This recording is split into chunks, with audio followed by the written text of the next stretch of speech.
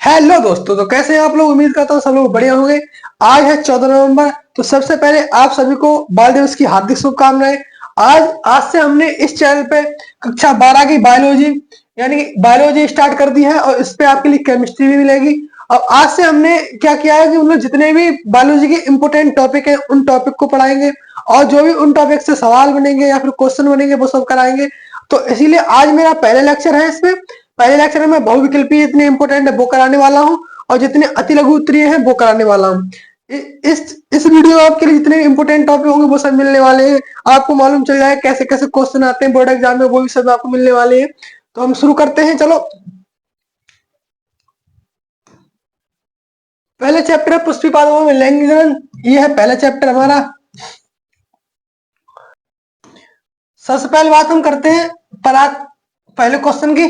पहला क्वेश्चन है परागकण मात्र कोशिका में गुणसूत्रों की संख्या कितनी होती है। सबसे पहले हम बात करते हैं परागकण मात्र कोशिका होती क्या है। परागकण मात्र कोशिका वह कोशिका होती है जो मियोसिस करने के बाद में परागकण का निर्माण करती है। इसी से परागकण का निर्माण होता है, यही लघु बीजाणु बनाती है। तो इसमें क्या है, ये जितनी परागकण मात्र कोशिका या फिर गुरु मात्र कोशिका होती है, गुरु बीजाणु मात्र कोशिका होती है, उन दोनों में गुणसूत्र संख्या होती है 2n, अर्थात वो द्विगुणित होती है। कैसे होती है? द्विगुणित होती है। यहाँ पर ऑप्शन हो जाएगा बी सही हो जाएगा, द्विगुणित कोशिका होती है। कैसी कोशिका होती है? द्विगुणित कोशिका। या फिर परागकण मात्र कोशिका या लघु बीजाणु मात्र कोशिका हो या दीर्घ बीजाणु मात्र कोशिका हो, ये सभी 2n होती है।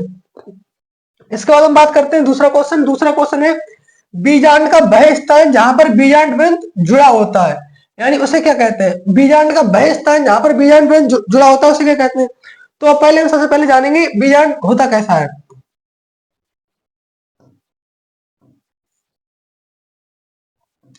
इस प्रकार से बीजांड की संरचना होती है।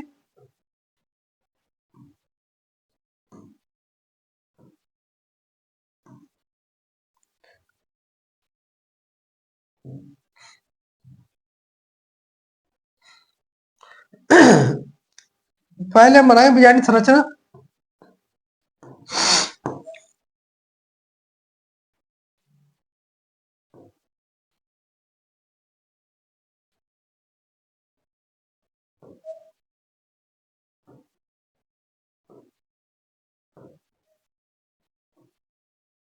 इस प्रकार कुछ बीजांड होता है।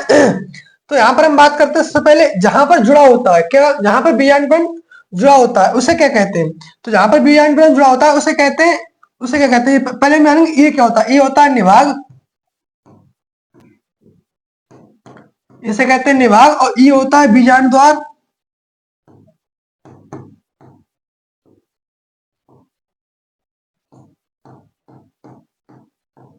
और यहाँ पर ये होता है नाभिका।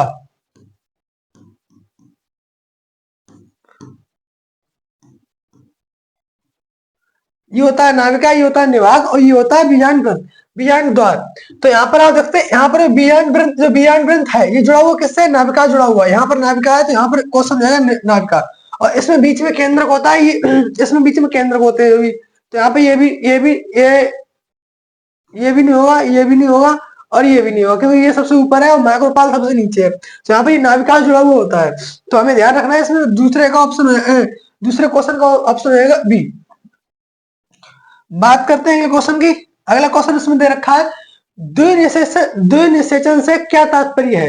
यह क्वेश्चन 2017 में भी आया है, 22 में भी आया है। और इसमें पहले बात करते हैं द्विनिषेचन होता क्या है। तो द्विनिषेचन यहाँ पे आप देख सकते हैं, चित्र बना हुआ है।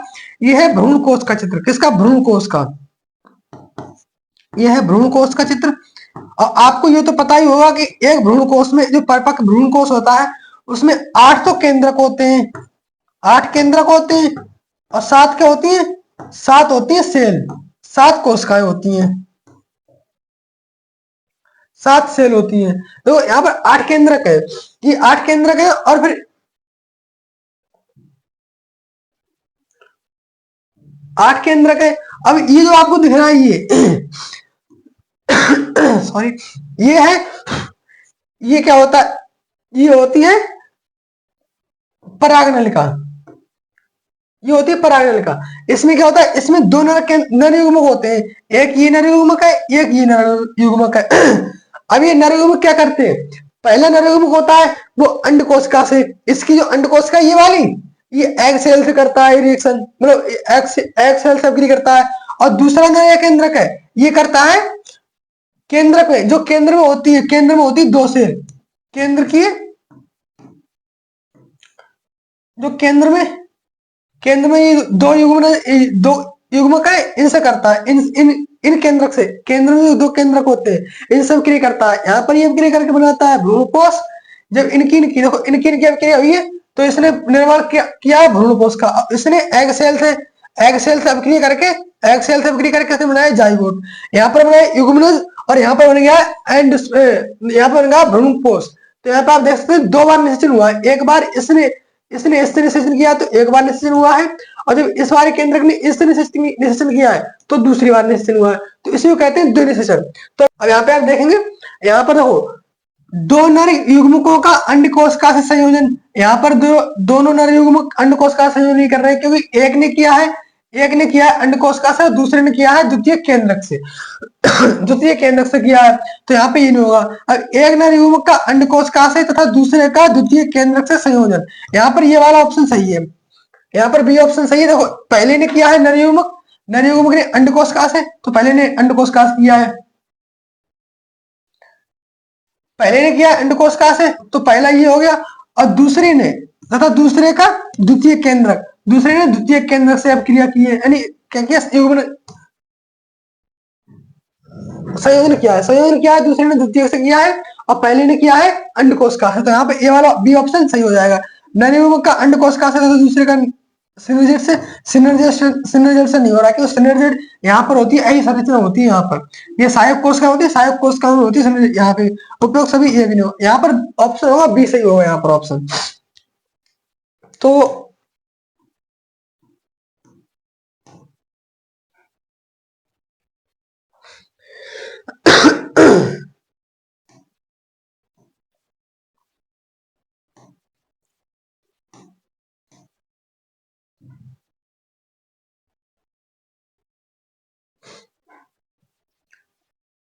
अब बात करते हैं अगले क्वेश्चन की। अगला क्वेश्चन क्या है, अगला क्वेश्चन दिया है अर्धसूत्री विभाजन, अर्धसूत्री विभाजन के बिना बीजाणु भेद से युग्मक भेद बनने की क्रिया को क्या कहते हैं।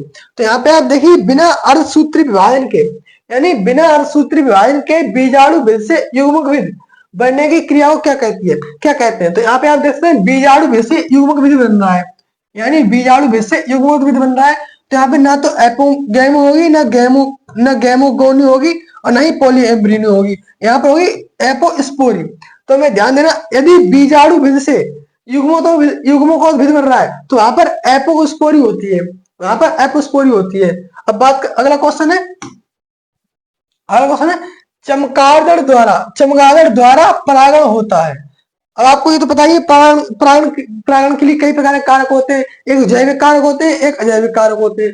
तो यहाँ पर रखा है कि चमगादड़ द्वारा कौन सा परागण है, परागण द्वारा पूछा है कौन सा परागण है, इसे क्या कहलाता है, चमगादड़ द्वारा परागण होता है। अच्छा, सॉरी। तो यहाँ पे आप देख सकते हैं, इसका तो याद ही करना होता है, चमगादड़ द्वारा परागण होता है, ये होता है बोहिनिया मेगालेंड्रा में। ये जो चमगादड़ द्वारा परागण है, ये होता है बोहिनिया मेगालेंड्रा में। कैसा नाम है यार, मेगालेंड्रा में। अब इसके बाद बात करते हैं अगले क्वेश्चन की। अगला क्वेश्चन दे रखा है, निम्न में कौन कूट फल है, यानी कूट फल, यानी इसे असत फल भी कहते हैं। फल के दो प्रकार होते हैं, एक तो होता है सत्य फल, एक होता है सत्य फल, और दूसरा होता है असत फल, यानी कूट फल।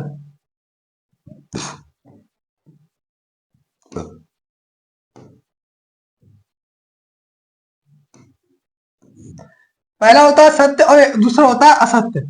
तो सत्य फल कौन से होते हैं, असत्य फल कौन से होते हैं, पहले नहीं जानते।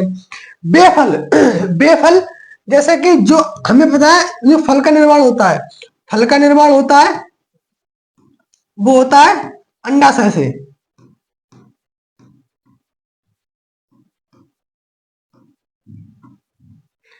फल का निर्माण होता है अंडाशय से। तो बेफल जिनका निर्माण अंडाशय से होता है उन्हें कहते हैं सत्य फल, और जिनका निर्माण अंडाशय के अतिरिक्त किसी अन्य भाग से होता है। जिनका निर्माण अंडाशय से होता है वे तो होते सत्फल, और जिनका अंडाशय से ना हो, अंडाशय के अतिरिक्त किसी भाग से हो, अंडाशय के किसी अतिरिक्त भाग से हो, उन्हें कहते हैं असतफल या फिर कूटफल। तो यहाँ पे आप देखते हैं वही पूछा गया कौन सा कूटफल है, तो इसमें ऑप्शन ए, इसमें उसका कूटफल का उदाहरण है सेब। जो सेब है यह कूटफल है, एक सेब है और एक स्ट्रॉबेरी भी है, स्ट्रॉबेरी भी कूटफल होता है। अब बात करते हैं अगले क्वेश्चन की। अगला क्वेश्चन है पराग नलिका का अध्यावरण द्वारा बीजांड में प्रवेश कहलाता। अच्छा, जो पराग नलिका होती जो मैंने अभी आपको दिखाई थी,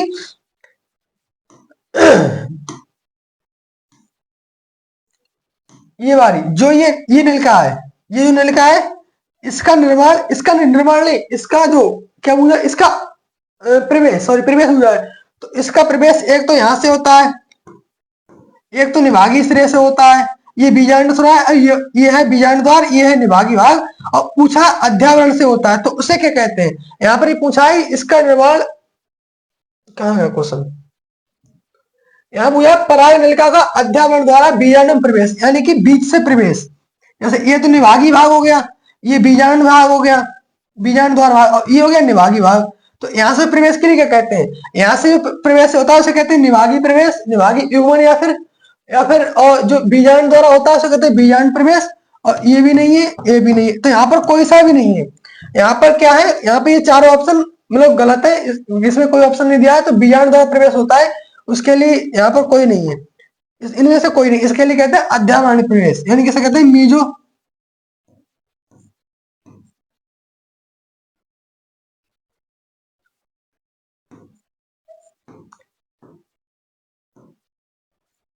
इसे कहते हैं मीजोगैमी। और यहाँ पर देख सकते हैं क्या मीजोगैमी, यहाँ पर है नहीं कोई ऑप्शन, तो यहाँ पर ऑप्शन से हो जाएगा इसमें निम्न में से कोई नहीं, तो इसमें ऑप्शन आएगा निम्न में से कोई नहीं। याद रखना, यहाँ पर जो होता है इसे कहते हैं इंग्लिश में कहते हैं चलेजोगैमी, इसे यहाँ पे इसे कहते हैं इंग्लिश में चलेजोगैमी, इसे कहते हैं पोरोगैमी, क्योंकि यहाँ पर होता है, क्योंकि यहाँ पर बीजांड द्वार होता है, इसलिए कहते हैं पोरोगैमी, चलेजोगैमी। यहाँ पर निभाग होता है, निभागी युग्म, अंडद्वारी प्रवेश हिंदी में, और इंग्लिश में यहाँ पर जो अध्यावरण से होता है उसे कहते हैं मीजोगैमी। बात करते हैं अगले क्वेश्चन की।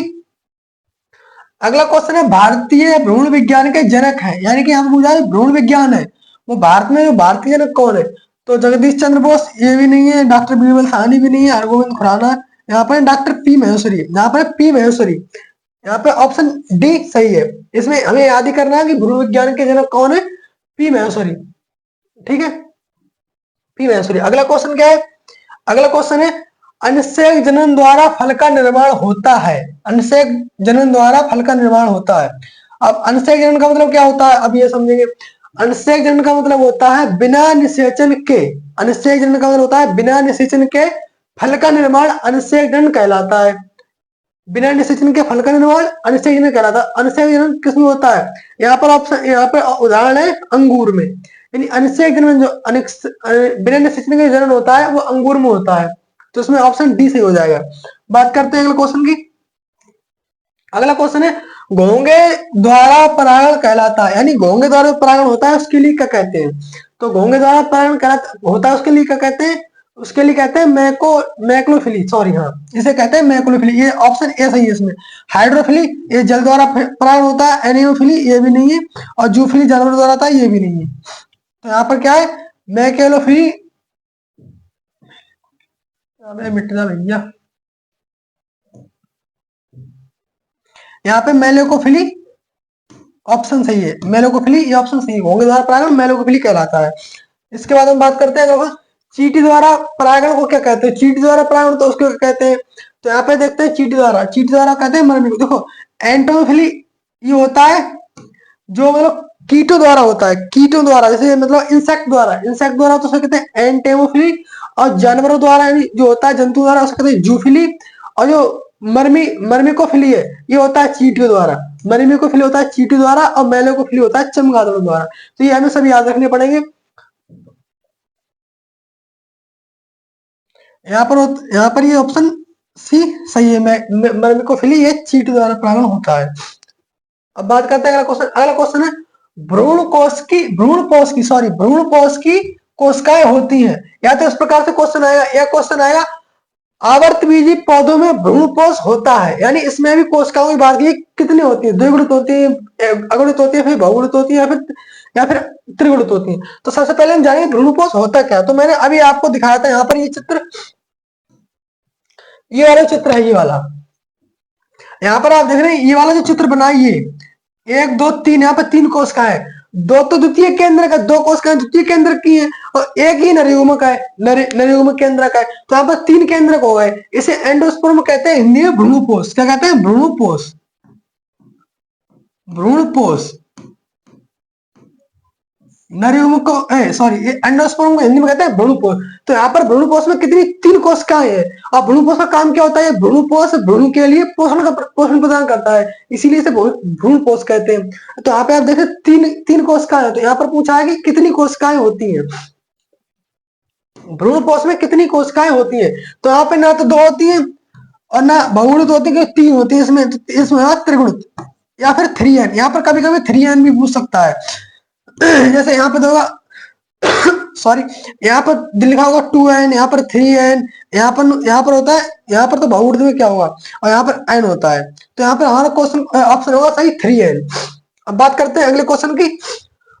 बहुभ्रूणता खोजी गई। अच्छा, इसमें कह रहे हैं बहुभ्रूणता जो थी, बहुभ्रूणता जो खोजी गई थी वो क्या होती है? बहुभ्रूणता होती क्या है?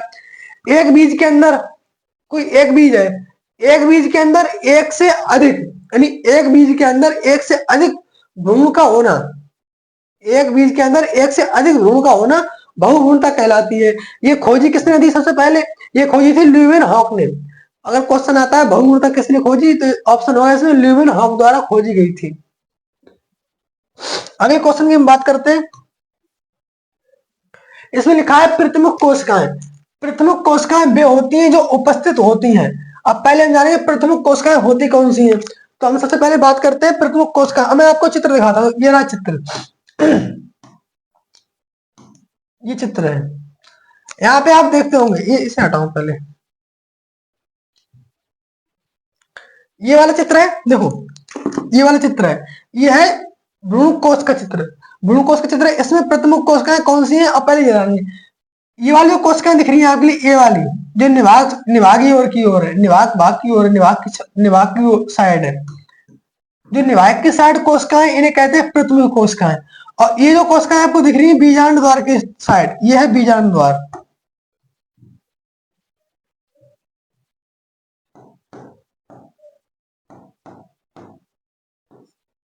यह है बीजांड द्वार। तो 3 कोशिकाएं बीजांड द्वार की ओर है, 3 है निभागी ओर, निभाग सरा की ओर, और 2 कोशिकाएं द्वितीय केंद्रक बीच में है। तो सबसे पहले हम जानेंगे इन कोशिकाओं कहते हैं, इन कोशिकाओं कहते हैं प्रतिमुखी कोशिकाएं। प्रतिमुखी कोशिकाएं, ये है प्रमुख सेल। और ये जो 2 सेल दिख रही है आपके लिए, ये वाली, ये है सहायक कोशिकाएं। कौन सी? सहायक कोशिकाएं, सहायक सेल, ये है सहायक सेल। और यहाँ पे ये जो आपके लिए दिख रहा है, ये दिख रहे हैं 2 केंद्रक, इसे कहते हैं द्वितीय केंद्रक, इसे कहते हैं द्वितीय केंद्रक।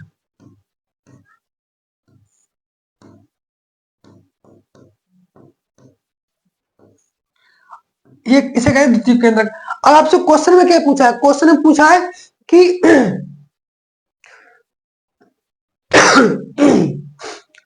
क्वेश्चन में किधर है?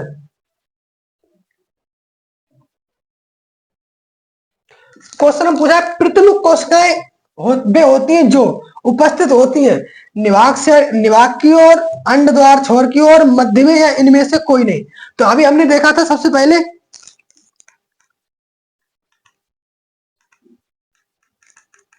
अभी आपने देखा देखो, जो प्रतिमुख कोशिकाएं ये किस साइड है? निभाग साइड हो रहा है, निभाग सिरे की ओर है। तो यहाँ पर ऑप्शन कौन सही हो जाएगा?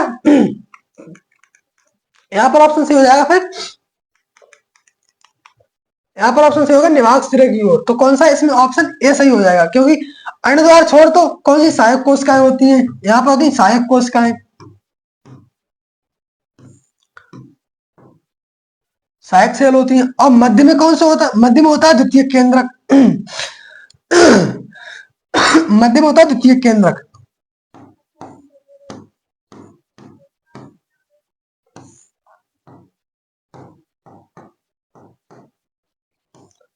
तो इस क्वेश्चन का आंसर आएगा ए सही। बात करते हैं अगले क्वेश्चन की। अगला क्वेश्चन लिखा है 100 दाने बनाने के लिए कितने अर्धसूत्री विभाजन आवश्यक है। अब यहाँ पर आप देखते हैं अर्धसूत्री विभाजन पूछा गया है।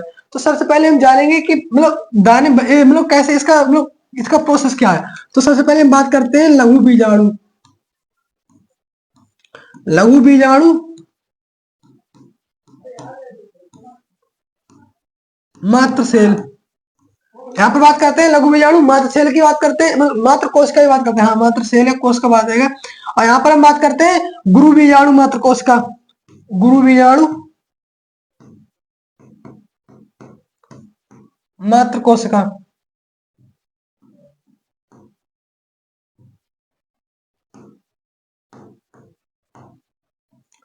मात्र सेल की बात करते हैं। अब यहाँ पर ध्यान देने की बात यह है कि जो एक लघु बीजाणु मात्र कोश का, एक लघु बीजाणु मात्र कोश का होती है, इससे बनते हैं 4 परागण। कितने? 4। एक लघु बीजाणु मात्र सेल से 4 परागकण बनते हैं। और यहाँ पर गुरु बीजाणु एकमात्र गुरु बीजाणु से, एकमात्र गुरु बीजाणु से मात्र एक ही अंड कोशिका बनती है। एक ही गुरु बीजाणु बनता है। सॉरी, यहाँ पर जो गुरु बीजाणु मात्र कोशिका है, यहाँ पर एक गुरु बीजाणु मात्र कोशिका से एक ही गुरु बीजाणु बनता है। तो यहाँ पर क्या है कि यहाँ पर तो बनते हैं 1 से 4 और यहाँ पर बनते हैं 1 से 1। तो यहाँ पर देखना 100 दाने बनाने हैं और 100 दाने बनाने के लिए दो एक इसका नरयुग्मक एक इसका नरयुग्मक, तभी एक दाना बनेगा, एक दाना बनेगा। और यहाँ पे देखिए, यहाँ 100 बनाने के लिए पहले 100 तो लघु बीजाणु की आवश्यकता होगी और 100 गुरु बीजाणु की आवश्यकता होगी। तो यहाँ पे 100 बनाने के लिए 100 गुरु बीजाणु बनाने के लिए 100 गुरु बीजाणु मात्र कोशिका की जरूरत पड़ेगी। ठीक, और यहाँ पर 100 बनाने के लिए 25 की जरूरत पड़ेगी। यहाँ पर भाई 25 की जरूरत, यहाँ पर 25 लघु बीजाणु मात्र कोशिका की जरूरत पड़ेगी। अब यहाँ पे एक बार अर्धसूत्री विभाजन होगा, एक बार अर्धसूत्री विभाजन होता है तो बनते हैं 4, और यहाँ पर एक बार अर्धसूत्री विभाजन होता है तो बनते हैं 1। तो यहाँ पर देखते हैं जब 100 बार अर्धसूत्री विभाजन होगा तो 100 दीर्घ बीजाणु गुरु बीजाणु बनेंगे। और यहाँ पर 25 बार होगा तो यहाँ पर 100 लघु बीजाणु बनेंगे। अब इनको 100 और 100, यहाँ पर हो गए 100 और यहाँ पर ये हो गए 25 हो गए ये अर्धसूत्री विभाजन, ये हो गया 100 अर्धसूत्री विभाजन। 100 और 25 हो गए 125,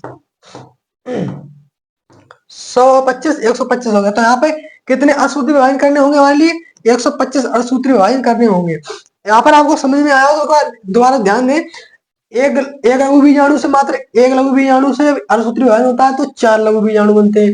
और एक गुरु बीजाणु में अर्धसूत्री विभाजन होता है तो मात्र एक ही तो एक ही गुरु बीजाणु बनता है। सॉरी, तो यहाँ पर आप देखते हैं जब 25 लघु बीजाणु मात्र कोशिका होता है तो 100 बन जाएंगे। एक नहीं, 25 बार कराना पड़ेगा, विभाजन कराना पड़ेगा 25 बार। और यहाँ पर 100 गुरु बीजाणु बनाने के लिए 100 बार अर्धसूत्री विभाजन करना होगा। तो 100 बार वो और 25 बार ये, तो यहाँ पे कितना आंसर आएगा? 125 आंसर आएगा। इतना सही प्रोसेस है। एक बार उसको दोबारा से पीछे, अगर वीडियो समझ में आया हो तो अगर पीछे करके दोबारा समझे, उसके बाद आपको समझ में आ जाएगा। अब बात करते हैं अगले क्वेश्चन की।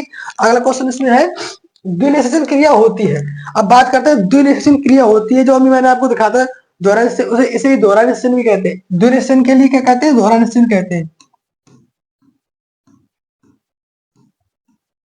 इसे दोहरा निषेचन कहते हैं। ये जो क्रिया होती है किन में होती है? शैवाल में, आवर्तबीजीय में, अनावर्तबीजीय में या फिर कवकों में। तो मैं आपको बता दूं, जो आवर्तबीजीय पादप होते हैं, आवर्तबीजीय पादप होते हैं, इनका मुख्य गुण ही होता है दोहरा निषेचन करना।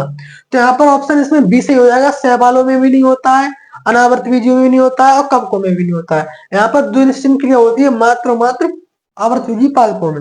अब बात करते हैं अगले क्वेश्चन की। अगला क्वेश्चन है एक प्रारूपिक आवर्तबीजीय परागकोश में लघु बीजाणु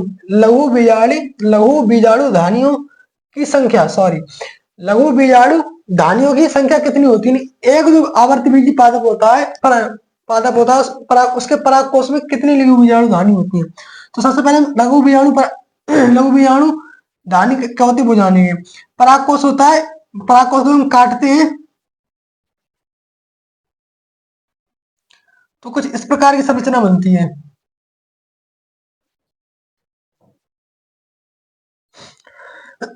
परागकोश की जो संरचना, इसे काटते परागकोश होता है ऐसा, नहीं,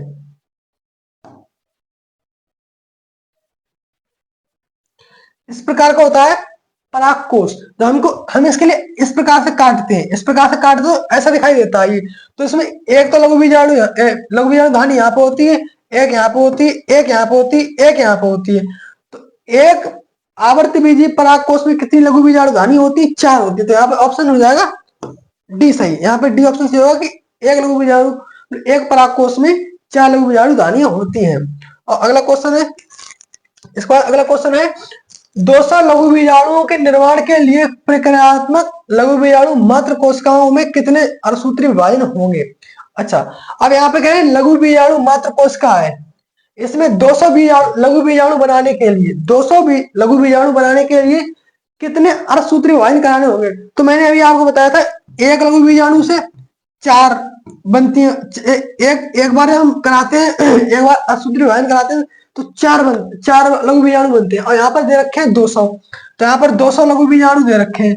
अब 200 के लिए हम क्या करेंगे, 200 के लिए यानी यहाँ पर कितने लघु बीजाणु हो सकते हैं ये याद करेंगे। तो यहाँ पर हम क्या करेंगे, 200 के लिए 4 से भाग कर देंगे, 4 से डिवाइड कर देंगे तो 4 एकम 4, 4 पंजे 20 यानी 50 आंसर आ गया इसका। तो इसका आंसर आया 50, यानी 50 लघु बीजाणु मात्र कोशिका होगी तो उससे 200 लघु बीजाणु बनाए जा सकते हैं। अब इसके बाद बात करते हैं अगले क्वेश्चन की। अगला क्वेश्चन है एक प्रारूपिक आवर्त बीजी भ्रूण कोश, यहाँ पर ध्यान देना, भ्रूण कोश अलग है, पोष अलग है। तो भ्रूण कोश में परिपक्व होने पर होता है, यानी इसमें पूछा कि जो भ्रूण कोश ये वाला है,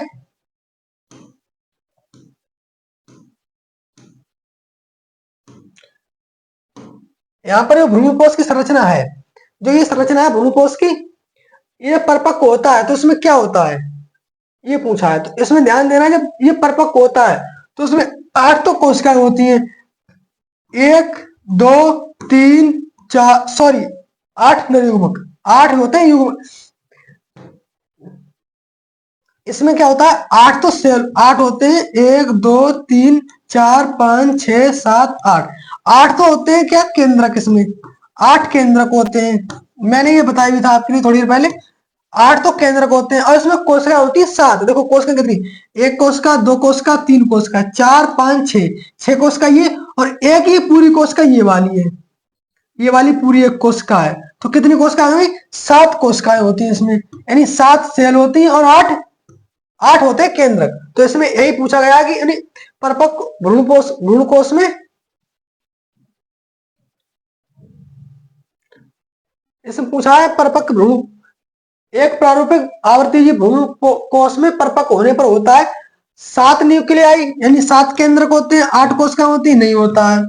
7 न्यूक्लियस होते हैं, 7 न्यूक्लियाई नहीं होते हैं, 7 कोशिकाएं भी नहीं होती है, 7 कोशिकाएं होती है मतलब पर 7 न्यूक्लियस मतलब केंद्रक नहीं होते। यहाँ पूछा 8 केंद्रक 7 कोश की, हाँ यही सही है, क्योंकि इसमें 8 केंद्रक होते हैं और 7 होती है कोशिकाएं। तो ये हो गया 8 न्यूक्लियाई और 7 कोश की, 8 न्यूक्लियाई 8 कोश की, ए भी नहीं होगा। इसमें ऑप्शन हो जाएगा सी सही, क्योंकि एक जो भ्रूण कोश होता है परिपक्व होता है उसमें 7 तो कोशिकाएं होती है और 8 केंद्रक होते हैं।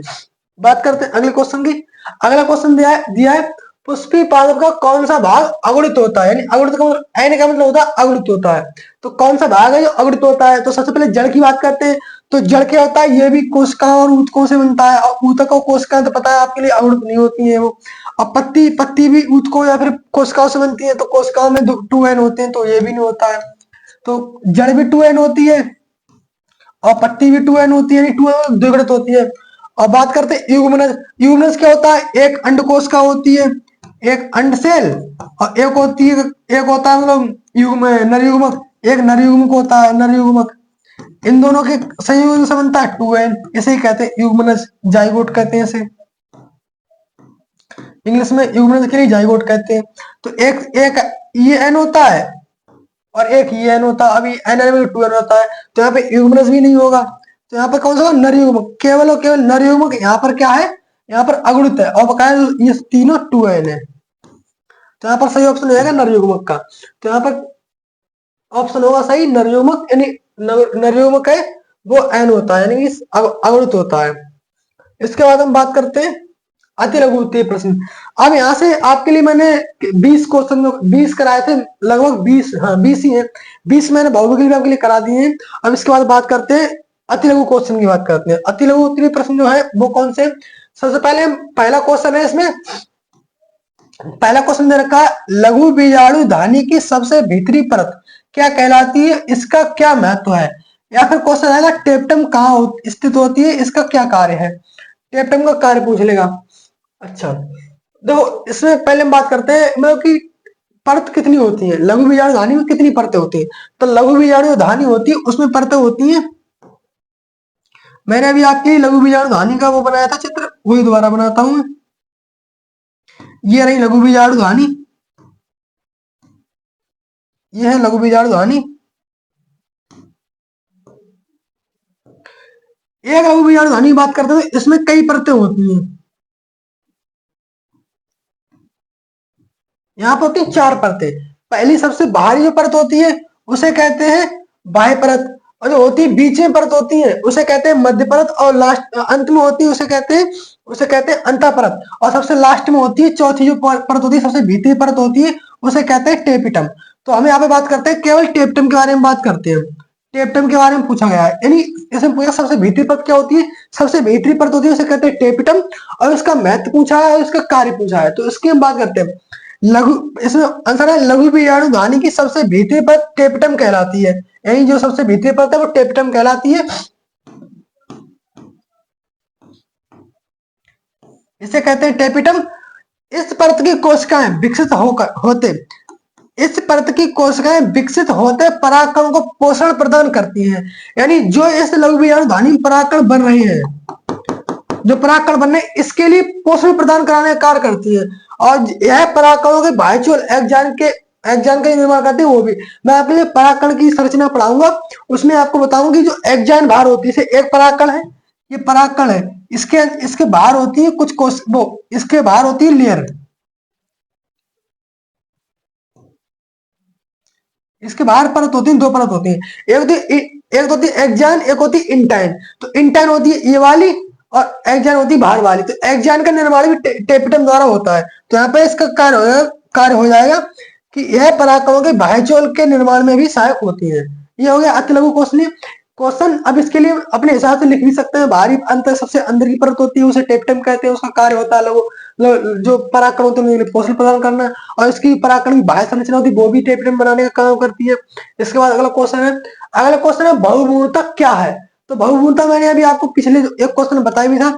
यदि किसी एक बीज में यदि कोई एक बीज है और एक बीज के अंदर बहुत सारे भ्रूण हैं, उन भ्रूण को बहुत सारे भ्रूण होने को ही क्या कहते हैं, बहुभ्रूणता कहते हैं। तो उसमें लिखा है एक बीज में एक से अधिक भ्रूण होने को एक बीज में एक से अधिक भ्रूण होने को बहुभ्रूणता कहते हैं। यानी किसी एक बीज में अगर एक से अधिक भ्रूण है तो उसे कहते हैं बहुभ्रूणता। इसमें क्या कभी कभी क्या होता है, भ्रूण होता है, भ्रूण कोश के बाहर स्थित कोशिकाओं से भी विकसित हो जाते हैं। जो भ्रूण होता है, वो कभी कभी भ्रूण कोश के बाहर स्थित कोशिका उनसे भी निर्मित हो जाता है। कभी कभी क्या होता है, बीजांड में एक से अधिक भ्रूण कोश होने पर बहुभ्रूणता विकसित करते हैं। तो भ्रूण कोश अगर एक से अधिक है तो वहां पर भी बहुभ्रूणता विकसित हो जाती है कभी कभी। अब बात करते हैं अगले क्वेश्चन की। अगला क्वेश्चन है परागण और परागकण अलग अलग है। परागण को परिभाषित कीजिए। परागण क्या होता है सबसे पहले हम जानेंगे कोई ये क्या है, ये है परागकण।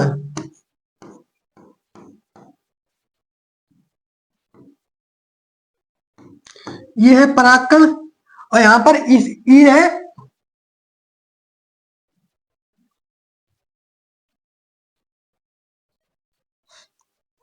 ये है परागकण, और ये है अंडाशय, ये है वर्तिका, ये है वर्तिकाग्र।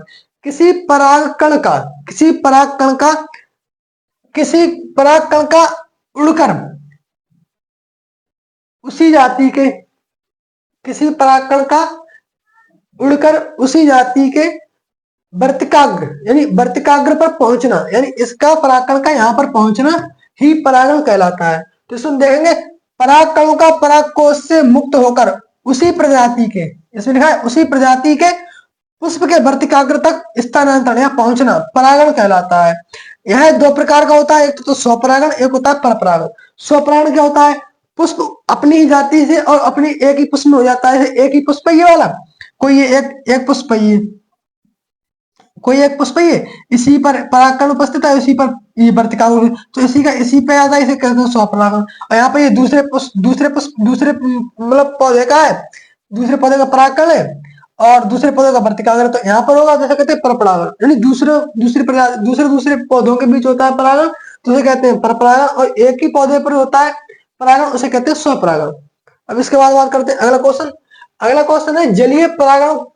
इसमें है जलीय परागण करने वाले किन्हीं दो पौधों के नाम बताइए। तो जो परागण जल में होता है, यानी जो पौधे जल द्वारा परागण करते हैं, जो पौधे जल द्वारा परागण करते हैं, उनका इसमें क्या पूछा है? उदाहरण पूछा है। तो इसमें है पहला तो हाइड्रीला, दूसरा है बेनिसलेरिया और तीसरा है जूस्टेरा। मैं देखो इसमें है हाइड्रीला, हाइड्रीला है, इसे हम याद कैसे कर सकते हैं? यहाँ पर देख सकते हैं हाइड्रोजन, हाइड्रोजन जल में होता है, हाइड्रोजन जल में होता है, यहाँ पर हाइड्रीला दिया है, तो यहाँ पे जल द्वारा परागण होता है हाइड्रीला में, और इधर बेनिसलेरिया जूस्टेरा है। इसी प्रकार से पूछा कीट द्वारा परागित पौधे का नाम लिखिए। तो कीट द्वारा होता है सालविया होता है, सरसों होता है, अंजीर होता है। इन तीनों को याद कर लिया है, सालविया, सरसों और ये हो गया अंजीर। ये हो गया तीन दान इसके हो गए, तीन इसके हो गए, याद कर लेना। और इसके बाद बात करते हैं अगला क्वेश्चन, भ्रूणपोष का विकास आवर्तबीजी पौधों में किस प्रक्रिया के फलस्वरूप होता है? अच्छा, जो इसमें पूछ रहे हैं भ्रूणपोष, भ्रूणपोष का जो निर्माण है ये किस प्रक्रिया द्वारा होता है? यहाँ पर ये पूछ रहे हैं ये जो भ्रूणपोष बना है, ये भ्रूणपोष बना है, इसका निर्माण किस प्रक्रिया द्वारा होता है? तो यहाँ पे हम देख सकते हैं एक केंद्र की है, एक केंद्र की है, एक केंद्र की है, यहाँ पर तीन केंद्र हो गए और इन तीनों का संलयन हुआ है, तो द्विकेंद्र को तो द्विसंलयन कहते हैं, और यहाँ पर तीन केंद्र तो यहाँ पर त्रिसंलयन कहेंगे। तो इसका निर्माण, तो कोई पूछे कि भ्रूणपोष का निर्माण किस प्रक्रिया से होता है, तो त्रिसंलयन द्वारा होता है।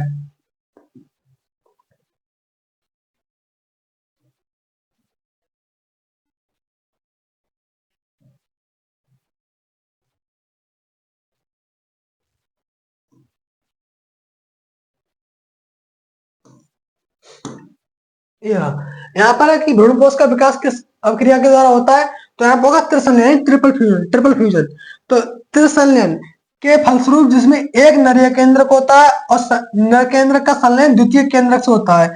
मैंने आपको बताया था वहां उधर तो द्वितीय केंद्र से हुआ था, तो यहाँ पे त्रिसंलयन हुआ, अथवा दो ध्रुवीय केंद्रकों के द्वारा, यानी इनके लिए ध्रुवीय केंद्र भी कहते हैं, जो मैंने आपको बताया था, इन्हें ध्रुवीय केंद्र भी कहते हैं। अब यहाँ पे क्या, एक नर केंद्र का और एक द्वितीय केंद्र का, यहाँ पर ट्रिपल फ्यूजन हुआ है, त्रिसंलयन हुआ है, उसके बाद भ्रूणपोष का विकास हुआ है। अब बात करते हैं अगले क्वेश्चन की। अगला क्वेश्चन है आभासी फिर मिथ्या फल के कोई दो उदाहरण बताइए। मिथ्या फल कौन से बताए थे? मैंने जो आपको बताए थे कि निषेचन के बाद अंडाशय के बिना अतिरिक्त किसी अन्य भाग से इसका विकास होता है, उसे कहते हैं मिथ्या फल या फिर आभासी फल या फिर कूट फल या असत्य फल। इसके लिए कहते हैं जैसे कूट मिथ्या, आभासी और असत्य फल कहते हैं। तो इसके एग्जाम्पल हो गए नाशपाती, काजू, सेब, स्ट्रॉबेरी, अनानास। मैंने यहाँ पर आपके लिए स्ट्रॉबेरी और सेब के बारे में बताया था, तो आपको ध्यान रखना नाशपाती है, काजू है, सेब है, स्ट्रॉबेरी है, अनानास है। ये कौन से मिथ्या फल है, झूठे फल हो गए। अब बात करते हैं घास परिवार में। घास परिवार में बीज पत्र को क्या कहते हैं? तो घास परिवार होता है, उसमें बीज पत्र को क्या कहते हैं? ये इसमें क्वेश्चन पूछा गया, तो उसे कहते हैं प्रसल्क। क्या कहते हैं? प्रसल्क कहते हैं उसके लिए, उसे कहते हैं प्रसल्क। तो घास परिवार में जो पत्र होते हैं, बीज पत्र होते हैं, उनके लिए प्रसल्क कहते हैं। अब है इसमें नवा क्वेश्चन, बेलिस्नेरिया के पौधे में परागण किस माध्यम से होता है? जो बेलिस्नेरिया होता है उसमें, जो बेलिस्नेरिया होता है उसमें किस प्रकार परागण होता है? तो मैंने अभी आपको कुछ देर पहले बताया था कि जो उसमें जल द्वारा परागण होता है। इसमें ऑप्शन एक और था, एक था हाइड्रीला, एक तो हाइड्रीला था, और एक एक उदाहरण और था, उसे कहते हैं जूस्टोरा।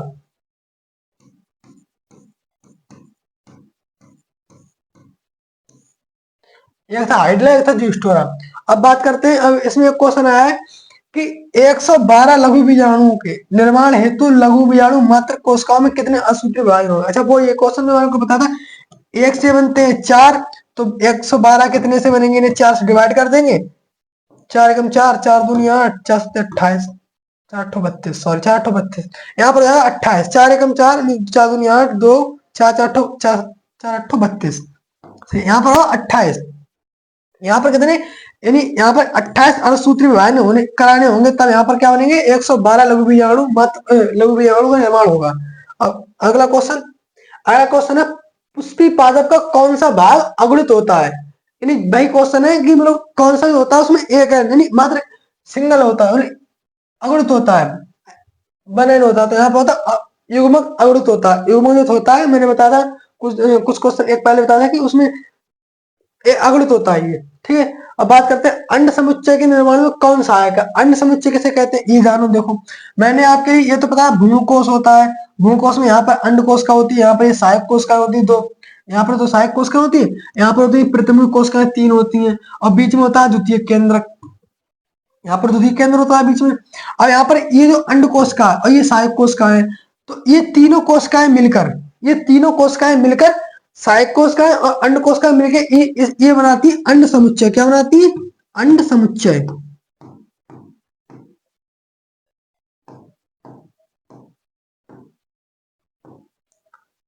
दो सहायक कोशिकाएं और एक अंड कोशिका मिलकर बनाती है अंड समुच्चय। तो यहाँ पर देखना कि क्या है, अंड कोशिका व सहायक कोशिका, ये रखा है, ये लिखा है हमें कि अंड कोशिका व सहायक कोशिका मिलकर अंड समुच्चय का निर्माण करती है। अब इसके बाद बात करते हैं निभाग पाया जाता है। निभाग कहाँ पाया जाता है, आपको पता है निभाग यहाँ पर होता है, ये निभाग निभाग विभाग है ये वाला,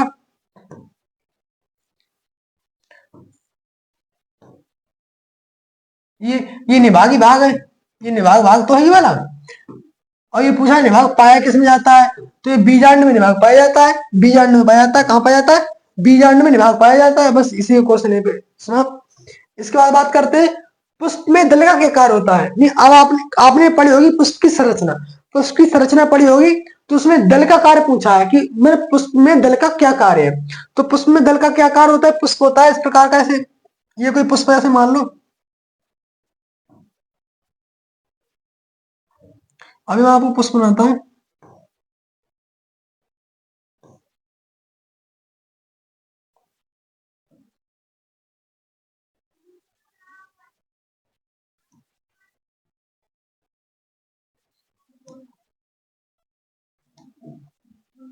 यहाँ पर ये होता है दल, जैसे ये दल हो गए, ये वाले हो गए दल, ये दल हो गए, ये दल हो गए। तो ये दल, ये बाह्य दल हो गए, ये दल हो गए, ये पराकोष, ये हो गया, ये हो गया,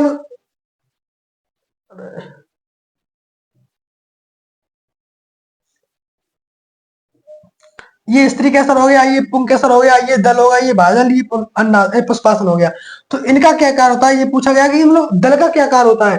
तो दल क्या करते हैं, दलीय पुष्प के मतलब पुष्प परागण के लिए, परागण कराने के लिए कीटों के लिए और इंसानों के सभी के लिए आकर्षित करते हैं ताकि परागण हो सके। तो यहाँ पर लिखा पुष्प में दल परागण क्रिया के लिए कीटों को आकर्षित करता है। कीटों को भी करता है, हमको भी करता है, हम उसके पास जाते हैं मार्क्सूम लेने के लिए, कोई मैग वगैरह लेने के लिए, तो हम भी तो आकर्षित होते हैं पुष्प दल से। तो ये होते हैं दल, इनका कार्य होता है कि परागण क्रिया के लिए कीटों को या फिर कीटों को, जानवरों को, इंसानों को सबके लिए आकर्षित करने का काम होता है। अब इसमें अगला क्वेश्चन है 200 लघु बीजाणुओं के निर्माण के लिए प्रकार्यात्मक लघु बीजाणु मात्र कोशिकाओं में कितने अर्धसूत्री विभाजन कराने होंगे। यहाँ पर 200 लघु बीजाणु बनाने, और हमें पता है एक लघु बीजाणु मात्र कोशिका से बनते हैं चार, तो 200 के लिए कितना कितने की आवश्यकता पड़ेगी, तो 200 के लिए 4 से डिवाइड कर देंगे, 4 पंजे 20 यानी 50 आ गया आंसर इसका। तो इसका आंसर आएगा 50, यानी 50 लघु बीजाणु मात्र कोशिका है।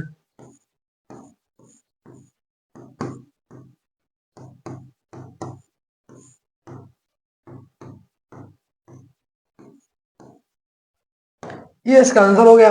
अब इसके बाद बात करते हैं एक ही पादप के एक पुष्प के परागकणों का दूसरे पुष्प के वर्तिकाग्रों तक स्थानांतरण कहलाता है। मैंने आपको बताया था कि एक तो स्वपरागण होता है, एक परपरागण होता है। तो स्वपरागण का ही एक एक भाग ही होता है सजात पुष्पी परागण इसमें होता है, जो एक पुष्प होता है ना, एक पुष्प उसी एक पुष्प के परागण का दूसरे पुष्प के वर्ती कागज स्थानांतरण, एक ही पादप पादप एक है।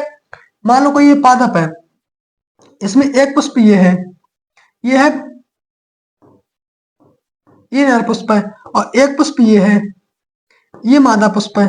तो इसका परागण इस पुष्प पर आना सजात पुष्पी परागण कहलाता है। यानी कि इसमें एक ही जाति के हैं तो इसीलिए कहेंगे, यानी पादप एक ही है, एक ही जाति का है तो उसे कहते हैं सजात पुष्पी परागण। अब बात करते हैं अगला क्वेश्चन, अगला नहीं बस इतने क्वेश्चन थे।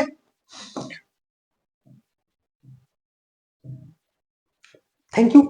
अब बात करते हैं क्या कि अगर आपके लिए वीडियो अच्छी लगी हो तो हमारे चैनल को सब्सक्राइब कर लें और वीडियो को लाइक कर लें। यदि आपको समझ में नहीं आई हो तो दोबारा से इस वीडियो को पूरा देखें। और एक बार फिर से आपके लिए चिल्ड्रंस डे की हार्दिक शुभकामनाएं, और अच्छे से पढ़ें। और आपके पास बहुत ही कम समय बचा है पढ़ने के लिए, तो एग्जाम देने के लिए। आपको पता होगा 18 तारीख से आपके एग्जाम चालू होने वाले हैं, 18 फरवरी से। तो आप 18 फरवरी तक अपना कोर्स कम से कम 2 या 3 बार तो रिवाइज कर ही लें, और आप हमारे साथ बने रहेंगे तो मैं आपके लिए मतलब सभी चैप्टर के इंपोर्टेंट क्वेश्चन करा दूंगा। और जितने भी मॉडल पेपर होते हैं, जैसे पिछले साल में कराए गए पेपर होते हैं, वो भी आपको सॉल्व कराने वाला हूँ। वो आपके लिए यानी ये बायोलॉजी के और केमिस्ट्री के दोनों कराने वाला हूँ। तो हमारे चैनल के लिए सब्सक्राइब कर लें। मिलते हैं किसी नेक्स्ट वीडियो में, तब तक के लिए धन्यवाद।